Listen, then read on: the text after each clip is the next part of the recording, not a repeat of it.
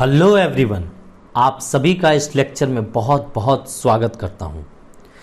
जैसा कि आप देख पा रहे हैं बोर्ड पे, हम आज के इस लेक्चर में एलोट्रॉपिक फॉर्म ऑफ कार्बन में दूसरे नंबर पे आ चुके हैं, दैट इज ग्रेफाइट। पहले नंबर हमने पढ़ रखे थे, पहला जो हमने एलोट्रॉपिक फॉर्म ऑफ कार्बन लिया था दैट इज डायमंड, और आज के इस लेक्चर में हम ग्रेफाइट के बारे में पढ़ेंगे, राइट। तो चलिए वन बाय वन हम स्टार्ट करते हैं कि क्या क्या पॉइंट्स हैं ग्रेफाइट में। आइए उसको देखने की कोशिश करते हैं, ठीक है। तो ग्रेफाइट जो है वो ग्रेफीन वर्ड से बना है, ग्रेफीन वर्ड, और ये ग्रेफीन एक ग्रीक वर्ड है और इस ग्रेफीन्स का मतलब होता है टू राइट, यानी कि आप पेपर में इससे with the help of this you can write, ठीक है। आप ऐसे करके यहाँ पे लिख सकते हैं पेपर में, है ना। तो ग्रेफाइट, जैसे आप पेंसिल यूज करते हैं, इस तरीके के पेंसिल यूज करते हैं, उसका इस तरीके से नुकीला जो पॉइंट होता है यहाँ पे, यही तो नुकीला पॉइंट ग्रेफाइट है, जिसके हेल्प से आप लिख पाते हैं, है ना। तो ये क्या है? पेंसिल है। तो पेंसिल के अंदर ग्रेफाइट रहता है। तो एक्चुअल मीनिंग इसका ग्रेफीन से, वहीं से ग्रेफाइट वर्ड आया है, ये ग्रीक वर्ड है। तो स्ट्रक्चर अगर देखने की कोशिश करें आप ग्रेफाइट का, तो एक हेक्सागोनल लेयर होता है, राइट। तो ये एक हेक्सागोनल लेयर होता है। अगर आप इसे बनाने की कोशिश करें तो इस तरीके से कुछ बना पाओगे। आप देखिए, मैंने स्ट्रक्चर यहाँ पे बना दिए हैं। एक हेक्सागोनल लेयर आपने यहाँ पे बना दिया। So this is your hexagonal layer, layer 1, और ये हो जाएगा हेक्सागोनल लेयर 2। और इन दोनों के बीच में एक वीक फोर्स ऑफ अट्रैक्शन लग रहा होता है, और ये weak force of attraction that is actually van der Waals force of attraction होता है।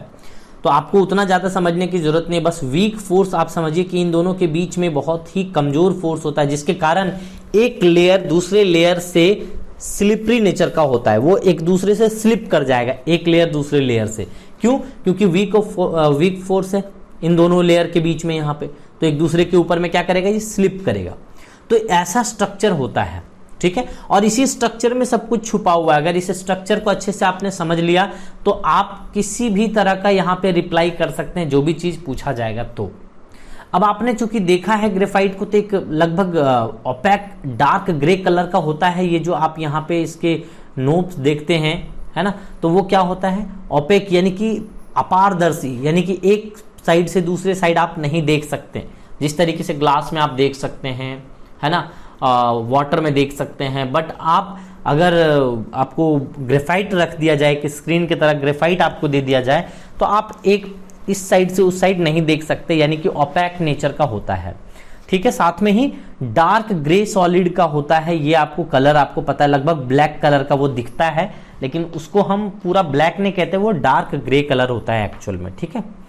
नेक्स्ट अगर हम बात करने की कोशिश करें, ये तो ओपैक हो गया और डार्क ग्रे सॉलिड हो गया। दूसरा जो होता है, ये सॉफ्ट एंड सॉपी टच होता है, यानी कि एक तरह से स्लिपरी नेचर का होता है। ये जिस तरीके से सोप एक स्लिपरी नेचर का होता है ना, तो यही वीक फोर्स होने के कारण ये यहाँ पे कह सकते हैं कि स्लिपरी नेचर का होता है, और ये सॉफ्ट होता है, बहुत ज्यादा हार्ड नहीं होता है, ठीक है। आप इसको पाउडर्ड फॉर्म में, जनरली ड्राई के फॉर्म में यूज करते हैं। मशीनरी जो भी मशीन्स होता है ना, उसको उसके लिए सॉलिड लुब्रिकेंट की तरह यूज भी करते हो, इसी प्रॉपर्टीज के कारण, ताकि वो स्लिप करे और मशीन को कभी भी फंसने ना दे, मशीन को कभी स्मूथली चलाते रहे। तो ये स्लिपरी यूज करते हैं हम वहां पे। उसके पाउडर्ड के फॉर्म में, आप उसको पाउडर्ड के फॉर्म में कन्वर्ट करके और मशीन में आप डाल देते हो उसको, तो वो घिसता कम है, वो अच्छे से स्मूथली चलता है मशीन। नेक्स्ट इसी तरीके से बात करें तो do not react with acid, base, water, alcohol, ये सब से रिएक्शन ये नहीं करता है, राइट। तो ये सब कभी भी रिएक्शन यहाँ पे नहीं करते हैं इसके साथ में, और ये साइनी नेचर के होते हैं, ये आपको पता होना चाहिए, ठीक है। अब यहाँ पे देख सकते हैं अपोर्शन, ये थोड़ा सा ये पता नहीं, ये हट नहीं रहा है। तो ये पोर्शन जो है ना, यहाँ पे लिखा हुआ अपोर्शन ऑफ ग्रेफाइट क्रिस्टल, जो मैंने बना रखा है, ये वाला जो डायग्राम जो बना के दिया है आपको, इस तरीके से एक पोर्शन हमने बना के दिया है ग्रेफाइट का, ठीक है। तो मेल्टिंग पॉइंट आप देख सकते हैं कि इसको बहुत high, very high melting point होता है, लगभग 3730 डिग्री सेल्सियस, है ना, 3730 डिग्री सेल्सियस इसकी, अगर इसको आप मेल्ट कराने की कोशिश करेंगे तो आपको इतनी टेम्परेचर देनी होगी जो कि बहुत हाई होता है, ठीक है। इसी तरीके से सिमिलरली हम बात कर सकते हैं इसके डेंसिटी की। तो डेंसिटी जो होती है वो 2.26 ग्राम पर सेंटीमीटर क्यूब होता है। ये आपको याद रखना पड़ेगा डेंसिटी। सो डेंसिटी का फॉर्मूला आपको पता है, density is equal to mass by volume. तो आपको यहाँ पे कुछ एक्सपेरिमेंटल डिटरमाइन करके दिया हुआ है 2.26, ये आपको दिमाग में रखने की जरूरत है, राइट। इसी तरीके से अगर हम बात करें कि ये गुड कंडक्टर होता है, ये इसमें ना बहुत कंफ्यूजन होता है लोगों को कि ये गुड कंडक्टर ऑफ इलेक्ट्रिसिटी, हालांकि ये तो नॉन मेटल में कंसीडर होता है, कार्बन तो एक नॉन मेटल है ना, कार्बन का ही एलोट्रॉपिक फॉर्म है, तो ग्रेफाइट भी एक क्या है, कार्बन है। तो ये यहां पे आप लिख सकते हैं कि allotropic form of carbon, allotropic form of carbon. तो अगर ये एलोट्रॉपिक फॉर्म ऑफ कार्बन है तो समझिए कि ये कार्बन, अगर यहाँ पे एटॉमिक नंबर यहाँ पे 6 है कार्बन का, तो आप सिंपली समझ सकते हैं कि ये गुड कंडक्टर यहाँ पे कैसे होगा। लोग इन जनरल क्या बताते हैं, जो कि गलत परसेप्शन यहाँ पे बहुत जगह मैंने भी पढ़ाया है इस तरीके से, क्योंकि मुझे भी ऐसा ही पढ़ाया गया था कि यहाँ पे लोग बोलते हैं ड्यू टू फ्री इलेक्ट्रॉन ये इलेक्ट्रिसिटी कंडक्ट करता है। और बहुत सारे बुक में अभी भी लिखा हुआ मुझे मिल जाता है, अच्छे स्टडी मटेरियल में मैंने देखा है कि गुड कंडक्टर ऑफ इलेक्ट्रिसिटी लिखा हुआ रहता है, बट वो एक्चुअल में वो रीजन नहीं होता है। आगे चल करके जब आप फर्दर स्टडी करेंगे तो आपको पता चलेगा कि एक्चुअल में फ्री इलेक्ट्रॉन, लोग क्या कहते हैं ना, यहाँ पे स्ट्रक्चर देख करके लगता है कि ये फ्री इलेक्ट्रॉन है। क्यों? क्योंकि कार्बन यहाँ पे देखेंगे, जहां पे पॉइंट हम बना रहे हैं, कार्बन हमेशा 3 ही बॉन्ड बना रहा है, ऐसा देखने में लग रहा है आपको कि कार्बन जहां पे भी स्ट्रक्चर बना लीजिए, कार्बन 3 बॉन्ड बना रहा है। लेयर्ड स्ट्रक्चर होता चला जाएगा तो 3 बॉन्ड बना रहा है, एक इधर से, एक इधर से और एक इधर से, तो 3 बॉन्ड हर जगह बना रहा है, देख लीजिए, है ना। यहाँ पे भी 3 बॉन्ड बना रहा है ऐसा करके। तो साइड में मत देखिए क्योंकि ये लेयर्ड बनता चला जाएगा ना, तो बीचों बीच में देखना होगा, लेयर्ड स्ट्रक्चर में देखिए। तो यहाँ पे 3 बॉन्ड बना रहा है, 3 बॉन्ड बनाने के कारण लोग कह देते हैं कि यहाँ पे कार्बन तो 4 बॉन्ड बनाता है, ये तो फिक्स है भैया, 4 बॉन्ड तो बनाया हुआ होना चाहिए मिनिमम, है ना। तो यानी कि एक इलेक्ट्रॉन फ्री रह जाता है। लोग ऐसा कहते हैं कि कार्बन का 4 वैलेंस इलेक्ट्रॉन होता है, 4 में से यहाँ पे 3 दिख रहा है, तो एक फ्री इलेक्ट्रॉन है और इसी फ्री इलेक्ट्रॉन के कारण इलेक्ट्रिसिटी कंडक्ट करते हैं। बट ऐसा नहीं है, मैं बता दूं, यहां कोई फ्री इलेक्ट्रॉन नहीं है। आप अच्छे बुक में अगर देखेंगे, स्टैंडर्ड बुक में देखेंगे, तो आपको देखने को मिलेगा कि यहाँ पे रीजन जो होता है वो डीलोकलाइजेशन ऑफ पाई इलेक्ट्रॉन होता है, यानी कि पाई इलेक्ट्रॉन का मूवमेंट होता रहता है लगातार। अब मैं इसका एक्चुअल स्ट्रक्चर दिखाता हूं, ये तो 2D में ऐसे ही बनेगा भैया, 2D में ऐसे ही बनेगा स्ट्रक्चर। आपको मैं इसका 3D स्ट्रक्चर बताता हूं, तब जाके आपको क्लैरिटी आएगी कि क्यों मैं कहना चाहता हूं कि यहाँ पे फ्री इलेक्ट्रॉन रीजन नहीं होता है। गुड कंडक्टर ऑफ इलेक्ट्रिसिटी है, यानी कि इलेक्ट्रिसिटी पास करेगा, ठीक है, इलेक्ट्रिसिटी इससे पास कर जाएगा एक एंड से दूसरे एंड। मतलब आप अगर पेंसिल के जो नोब हैं उसको निकाल लोगे और उसको जा करके सॉकेट में, होल्डर में आप डालोगे, तो आप देखोगे आपको करंट लगेगा उससे, है ना, छुए रहोगे। तो आप अप्लाई मत कर देना घर में जा करके, ठीक है। तो चलिए मैं आपको बताने की कोशिश करता हूं, इन दोनों स्ट्रक्चर से शायद आपको क्लियर हो जाएगा, है ना। तो चलिए इसमें जानने की कोशिश करते हैं। तो यहां पे आप देख सकते हैं ये जो है ना, ये वाला पार्ट आप देखिए, ये एक हेक्सागोनल लेयर हमने बना करके आपको दिया है, दिस वन। सो लेयर 1, ये आप मान सकते हैं कि दिस इज योर लेयर 1, ये आपका लेयर 1 वाला स्ट्रक्चर है, ये आपका लेयर 2 है, ये आपका लेयर 3 है, ये आपका लेयर 4 है। तो ये इन सभी लेयर्स के बीच में एक very weak force of attraction है, ऐसे ऐसे जुड़ा हुआ, देख लो, ऐसे करके very weak force of attraction यहाँ पे जुड़ा हुआ है। और ये वीक फोर्स ऑफ अट्रैक्शन के कारण ही फिसलता है, ये एक दूसरे लेयर पे स्लिप करता रहता है, स्लिपरी नेचर का होता है, आप देख सकते हैं यहाँ पे बेटा, राइट। तो हम यहाँ पे यही कहते हैं कि स्लिपरी नेचर का तो रीजन मिल गया सर, हमें तो रीजन चाहिए कि इलेक्ट्रिसिटी कंडक्ट कराने का। आपने कहा कि मेरा मेन रीजन है, रीजन मैं बोलूंगा इलेक्ट्रिसिटी का, तो रीजन जो हो जाएगा वो डीलोकलाइजेशन ऑफ पाई इलेक्ट्रॉन,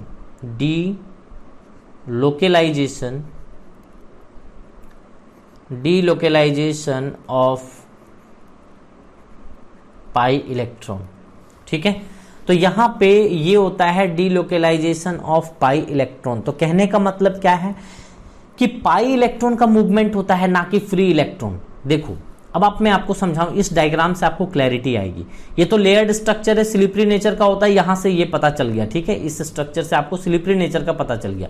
इस स्ट्रक्चर से मैं आपको प्रूफ कर दूंगा कि इलेक्ट्रिसिटी जो कंडक्ट होता है वो डीलोकेलाइजेशन ऑफ पाई इलेक्ट्रॉन होता है बेटा। देखो यहाँ पे क्या होता है, तो आप देख सकते हैं कि हर एक कार्बन 4 बॉन्ड बना रहा है। यहाँ पे देख लो, ये कार्बन एक्चुअल में डबल बॉन्ड होता है बेटा। यहाँ पे बेंजीन, ये आप देख सकते हैं कि यहाँ पे अल्टरनेट पोजीशन पे पाई सिग्मा पाई है इस तरीके से। कहीं पे भी कार्बन का आप देख लीजिए, कार्बन कितना बॉन्ड बनाता हुआ नजर आ रहा है, 4 बॉन्ड बनाता हुआ नजर आ रहा है बेटा। एक्चुअल में हम 2D में ऐसे ही दिखाते हैं, ये जो स्ट्रक्चर है ये 2D का स्ट्रक्चर है, बट 3 डायमेंशनल साइड में अगर हम ये लेयर बना के बताएं ना आपको, ये लेयर वाला जो हेक्सागोनल लेयर है वो एक्चुअल में ये लेयर होता है, इस तरीके से हेक्सागोनल लेयर होता है बेटा। और यहाँ पे आप देखोगे कि हर एक कार्बन 4 बॉन्ड बनाया हुआ नजर आएगा। जैसे मैं यहाँ पे बात करूँ तो 1 बॉन्ड, और यहाँ पे इस साइड में 2 है, तो 3 हो गया, और एक यहाँ पे 4, तो 4 का हर एक कार्बन, यहाँ पे देखो ये 2 बॉन्ड हो गया, ये 1 बॉन्ड हो गया, और ये 1 बॉन्ड हो गया, तो टोटल 4 बॉन्ड हो गए। यहाँ पे भी चेक कर लो, किसी में कार्बन में चेक करो, ये वाला कितना हो गया, 2, इधर 1, इधर 1, तो ये कार्बन कितना बना लिया, टोटल 4। तो हर एक कार्बन 4 बॉन्ड तो बना रहा है, तो भैया फ्री इलेक्ट्रॉन का तो सवाल ही पैदा नहीं होता है ना। फ्री इलेक्ट्रॉन का कोई सवाल पैदा नहीं होता, तो यहाँ पे फ्री इलेक्ट्रॉन की तो बात ही मत करना। तो डीलोकलाइज होता है, यानी कि ये पाई इलेक्ट्रॉन जो होता है ना बेटा, वो मूव करता रहता है यहाँ से यहाँ, इस तरीके से ये मूव करता रहता है। जैसे मान लीजिए ये यहाँ है, अभी ये इधर से इधर आ गया है ना, इसी तरीके से यहाँ से यहाँ चला गया, इधर से इधर चला गया, ये इधर से इधर चला गया। ये पाई इलेक्ट्रॉन का मूवमेंट यहाँ पे होता रहता है बेटा, क्योंकि पाई इलेक्ट्रॉन जो होता है ना वो वीक बॉन्ड से अट्रैक्टेड होता है, तो ये पाई इलेक्ट्रॉन का मूवमेंट होता रहता है पूरे रिंग में। यहाँ पे पाई इलेक्ट्रॉन इस तरीके से सर्कुलेट करता रहता है, आप देख सकते हैं। तो इस मूवमेंट ऑफ पाई इलेक्ट्रॉन के कारण इलेक्ट्रिसिटी कंडक्ट होती है। This is very very important. आपको एक्चुअल डायग्राम और एक्चुअल चीज पता होना चाहिए ग्रेफाइट के बारे में। दिस इज एक्सट्रीमली इंपॉर्टेंट, जो कि बहुत सारे लोग फ्री इलेक्ट्रॉन यहाँ पे बता देते हैं, जो कि वो गलत है बेटा, है ना। तो यहाँ पे आइए अब हम नेक्स्ट बात करते हैं। आई थिंक ग्रेफाइट के बारे में हमने ऑलमोस्ट सभी चीज़ें बता दी हैं आपको। फिर भी अगर इन जनरल में अगर रफली बोल दूं आपको कि ग्रेफाइट और डायमंड के बीच में अगर डिफरेंस टेबल, तो अपीयरेंस में अगर हम बात करें कि रफली हम बता देते हैं। अपीयरेंस में डायमंड ट्रांसपेरेंट दिखता है और कलरलेस दिखता है, जबकि ग्रेफाइट डार्क ग्रे या ओपेक कलर का ओपेक रहता है, ठीक है। जब क्रिस्टल फॉर्म्स की बात करते हैं तो डायमंड जो होता है वो टेट्राहेड्रल जाइंट स्ट्रक्चर होता है, जबकि ग्रेफाइट जो होता है वो हेक्सागोनल प्लेट लेयर होता है ना। इस तरीके से मैं और भी ऑब्जर्वेशन बता सकता हूँ। हार्डनेस की बात करेंगे तो डायमंड जो होता है वो हार्डेस्ट नेचर, पूरा हार्डेस्ट होता है पूरे नेचर में, सब्सटेंस पूरे नेचर में सबसे ज्यादा हार्ड होता है डायमंड, जबकि ग्रेफाइट जो होता है वो सॉफ्ट एंड स्लिपरी नेचर का होता है। सॉफ्ट एंड स्लिपरी नेचर का होता है, हमने प्रॉपर्टीज अभी लिखवाया है। इंप्रेशन की बात करें तो डायमंड किसी भी तरह का कहीं पेपर में इंप्रेशन नहीं दे सकता है, लिख नहीं सकता है, डायमंड से कहीं पे लिखा नहीं जा सकता है, ठीक है। जबकि ग्रेफाइट से हम लिख सकते हैं, ग्रेफाइट से लिखा जा सकता है, ये इंप्रेशन छोड़ता है, ठीक है। कंडक्टिविटी की बात करें तो 2 तरीके का कंडक्शन होता है ना। एक तो इलेक्ट्रिसिटी का कंडक्शन होता है और एक हीट का कंडक्शन होता है। हीट का कंडक्शन और इलेक्ट्रिसिटी का कंडक्शन। कंडक्शन का सिंपल सा मतलब है कि कोई अगर ग्रेफाइट है इतना बड़ा, तो क्या ये अपने थ्रू इलेक्ट्रिसिटी को पास होने देगा यहां से? क्या वो अपने थ्रू हीट को पास होने देगा? जैसे लोहे को आप सटा देते हो आग में तो वो हीट पास होकर के एक एंड से दूसरे एंड में आ जाता है ना, तो क्या ग्रेफाइट भी ऐसा ही करता है? तो यहां पे हम कहते हैं कि इलेक्ट्रिसिटी का ग्रेफाइट की, हम सबसे पहले डायमंड की बात कर लेते हैं, ठीक है। तो डायमंड का अगर हम कंडक्टिविटी की बात करते हैं तो वो बैड कंडक्टर होता है, इलेक्ट्रिकल बैड कंडक्टर होता है, इलेक्ट्रिसिटी का वो बैड कंडक्टर होता है। बट थर्मल यानी कि हीट का वो गुड कंडक्टर होता है। कौन? डायमंड की बात कर रहे हैं। चलिए अब हम ग्रेफाइट की बात करते हैं। तो ग्रेफाइट जो होता है वो दोनों का ही गुड कंडक्टर होता है, हीट का भी और इलेक्ट्रिसिटी का भी, याद रखना, है ना, दोनों का। और रीजन मैंने सिंपल सा बता दिया है आपको, ठीक है। नेक्स्ट डेंसिटी की बात करें तो डायमंड की डेंसिटी 3.1 बताया था मैंने, 3.51 बताया था ग्राम पर सेंटीमीटर क्यूब, जबकि हमने ग्रेफाइट का क्या बता दिया आपको, 2.26 ग्राम पर सेंटीमीटर क्यूब। मेल्टिंग पॉइंट की बात करें तो लगभग 3550 डिग्री सेल्सियस होता था डायमंड का, और यहाँ पे हम बात करें ग्रेफाइट की तो 3730 डिग्री सेल्सियस में आप इसको मेल्ट करा सकते हैं। इसी तरीके से हम बात करें तो कंबसन कराओगे तो दोनों में ही CO2 गैस रिलीज होगा, क्योंकि दोनों ही कार्बन से बने हैं, और कार्बन जब भी किसी ऑक्सीजन से रिएक्शन करेगा तब CO2 ही बनाएगा। तो ये दोनों ही CO2 गैस रिलीज करके देगा। तो ये डिफरेंस टेबल था जो कि डायमंड और ग्रेफाइट के बीच में हमने कंपैरिजन टेबल एक तरीके से बताया। And the most important thing and very very important and last allotropic form of carbon that is fullerenes. सो फुलरीन के बारे में आपको समझाना बहुत जरूरी है। ये भी एक बहुत इंपॉर्टेंट और रिसेंटली डिस्कवर्ड है। रिसेंटली कहने का मतलब है ऐसा नहीं कि कल परसों डिस्कवर्ड है, लेकिन डायमंड और ग्रेफाइट के कंपैरिजन में अगर हम बात करें तो एक तरीके से रिसेंटली वर्ड यूज कर सकते हैं हम, ठीक है। तो फुलरीन आप देख सकते हैं कि दिस इज फुलरीन। तो क्या होता है फुलरीन, पहले इसके बारे में हम समझ लेते हैं। तो ये भी एक एलोट्रॉपिक फॉर्म ऑफ कार्बन है। तो सबसे पहले यहाँ पे यही लिखूंगा मैं, allotropic form of carbon, allotropic form of carbon है ये। तो क्या होता है, तो यहाँ पे सिंपली हम यहाँ पे ये कहते हैं कि कैसा होता है फुलरीन। पहले मैं स्ट्रक्चर इसका बता दूं, फिर मैं कुछ एक्सप्लेन करूंगा तो ज़्यादा क्लियरली आपको समझ में आएगा।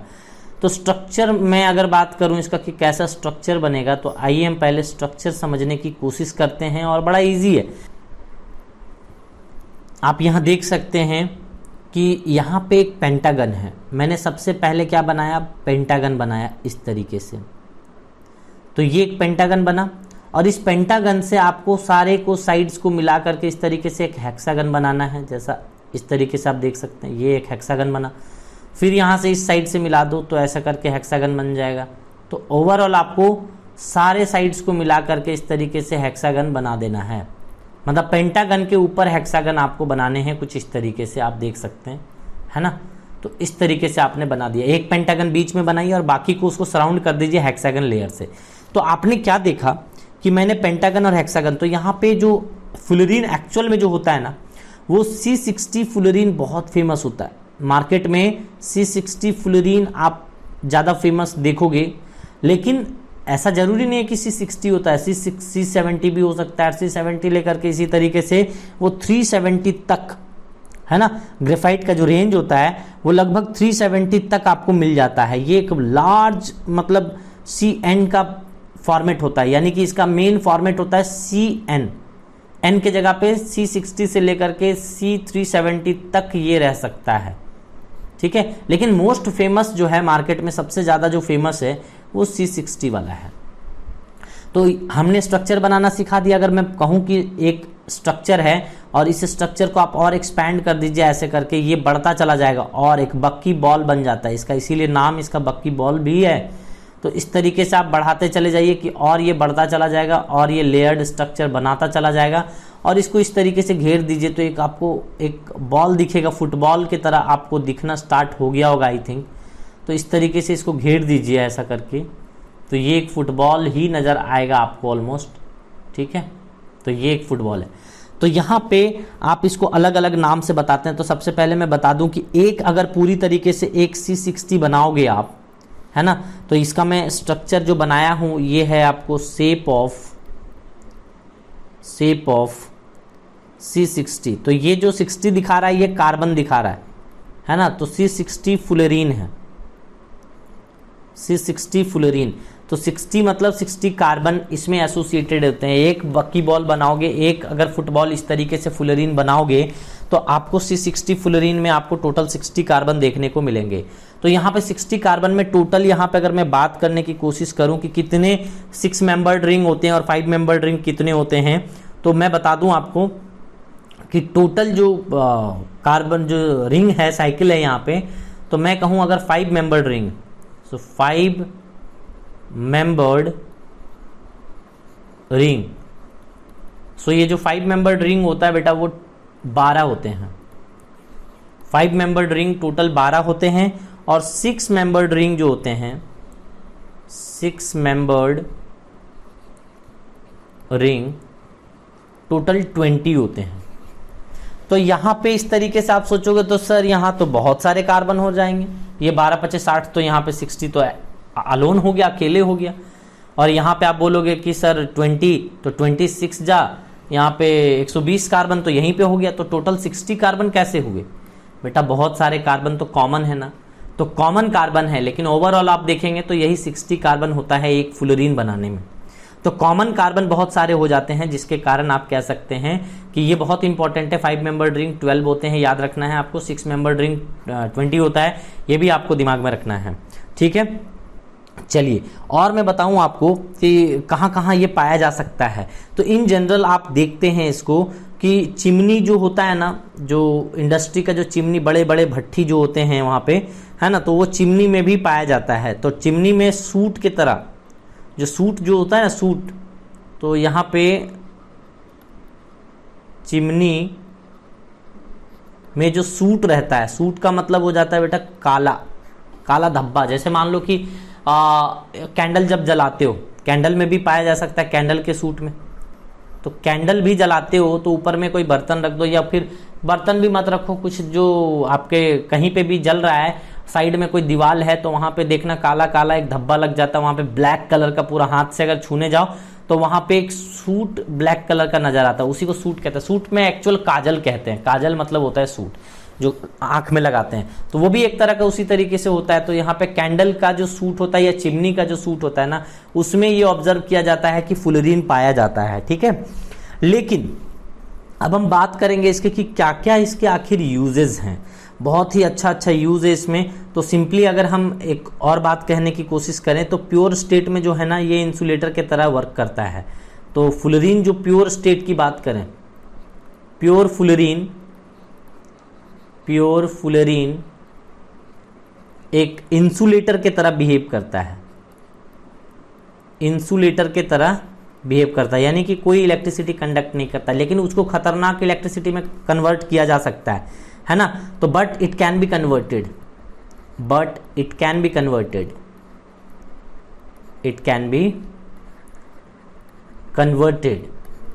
इसको कन्वर्ट किया जा सकता है, ठीक है। इट कैन बी कन्वर्टेड किसमें, तो या तो सेमी कंडक्टर में कन्वर्ट कर सकते हो, यानी कि कंडक्टर, यानी कि ये मॉडरेट लेवल पे हीट इलेक्ट्रिसिटी कंडक्ट करेगा, या फिर सुपर कंडक्टर में कन्वर्ट कर सकते हो, दोनों में कर सकते हो, ये आपकी रिक्वायरमेंट के अकॉर्डिंग। तो वहां पे कुछ अगर आप सूटेबल कंडीशन उसको दे दो, तो सूटेबल कंडीशन देने के बाद आप इसको super conductor and semi conductor दोनों ही उसमें फॉर्म में आप कन्वर्ट कर सकते हैं। तो ये बशर्ते आपको एक कंडीशन प्रोवाइड कराना पड़ेगा इसके लिए, जो कंडीशन इसको रिक्वायर्ड होता है। नेक्स्ट अगर हम बात करें इसी तरीके से, तो ये एक तो रेडियो एक्टिव एलिमेंट है भैया। तो ये जो यूज किया जाता है C60 जो होता है ना, C60 रेडियो फुलरीन जो होता है, इसको हम यूज करते हैं किसमें, कैंसर और एड्स के थेरेपी में, है ना। तो हम यहां पे लिख सकते हैं it can be used in cancer as well as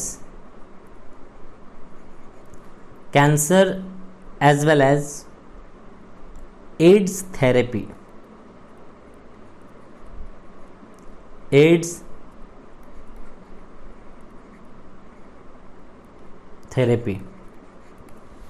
ठीक है। So it can be used in cancer as well as AIDS therapy. तो यहां पे आप ये समझ सकते हैं इस चीज को देख करके कि यहाँ पे आपने क्या करा है, ठीक है। तो इसके यूजेस बहुत बेहतर, सोचिए इतने बड़े बड़े बीमारी को ठीक करने के लिए इसको यूज किए जाते हैं। कैंसर को, एड्स को, ये तो बहुत बड़ी बीमारी मानी जाती है, और इसको ठीक करने के लिए इसकी थेरेपी ली जाती है, ठीक है। ये एक लुब्रिकेटिंग ऑयल की तरह भी यूज में लिया जाता है, लुब्रिकेटिंग ऑयल की तरह। लुब्रिकेटिंग ऑयल तो हर जगह नहीं, जहां सूटेबल है इसके लिए, तो ये लुब्रिकेटिंग ऑयल में भी यूज करते हैं। तो इस तरीके से हमने आपको एलोट्रॉपिक फॉर्म ऑफ कार्बन के बारे में ऑलमोस्ट सभी चीजें हमने बता दी हैं आपको, है ना। ग्रेफाइट का, डायमंड का एंड फुलरीन का स्ट्रक्चर जरूर दिमाग में रखें, और कुछ बेसिक चीजें स्ट्रक्चर से रिलेटेड आपको अपने आप दिमाग में आ जाता है, ठीक है।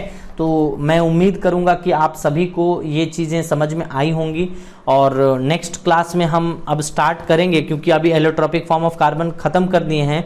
तो अब हम कुछ बेसिक जो आपको ऑर्गेनिक केमिस्ट्री में जो बेसिक नीड्स होते हैं, बेसिक चीज़ जो बेसिक कॉन्सेप्ट्स होते हैं, उन सभी को मैं बताने की कोशिश करूंगा, सो दैट आगे चल करके आपको जो ऑर्गेनिक केमिस्ट्री पढ़ने वाले हो क्लास 11th या 12th में, उसके लिए आपको बड़ी आसानी हो जाए और आसानी से आप आगे बढ़ सकें। तो चलिए उसको स्टार्ट करेंगे। तो इस लेक्चर में इतना ही रखते हैं, मिलते हैं अगले लेक्चर में, तब तक के लिए धन्यवाद।